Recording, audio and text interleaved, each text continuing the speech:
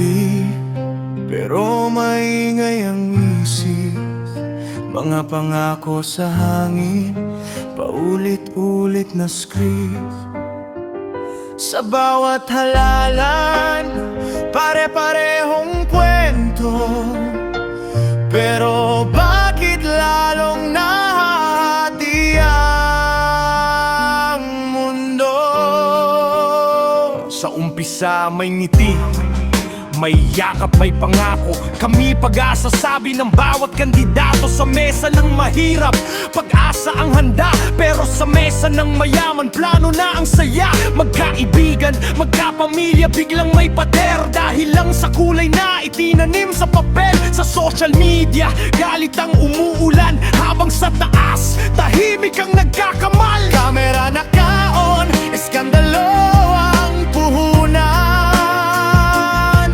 Mainstream media gutom sa bangayan. Habang sila'y kumikita sa bawat sigawan, tayo na may unti-unting nagkakawatak-watak. Saan kulay ka? Bakit tayo nagtatalo-talo? Dahil lamang sa kulay ng maruming politika.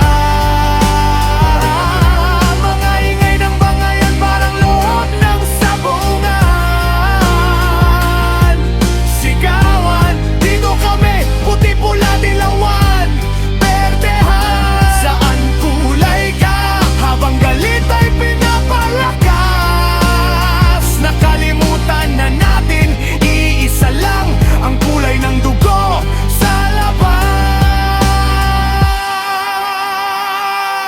Sa lansangan may apoy, sa mata may puot. Handang makipagsuntukan, handang pumatay sa boto para sa bayan. Pero sino ang yumayaman? Sino ang busog habang tayo'y nag-aagawan? Nakaupo sa pwesto, walang pakialam.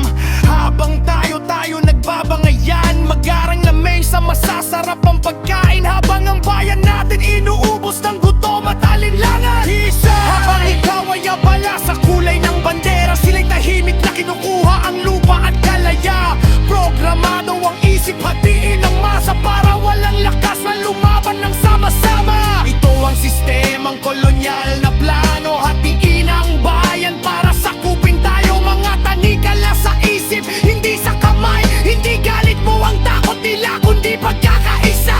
Sa mga natutulog pa sa loob ng matrix na kulungan, buksan ng mata, hindi kulay ang kalaban. Hindi kapwa Pilipino ang dapat sisihin, kundi sistemang nagtuturo ng galit at paghihiwalay. Kung hindi tayo magising, paulit-ulit ang kwento. Ibang mukha, parehong amo. Saan kulay ka?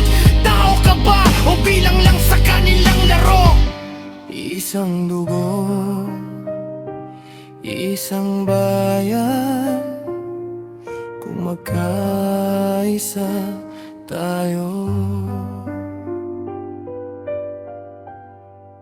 silang matatalo.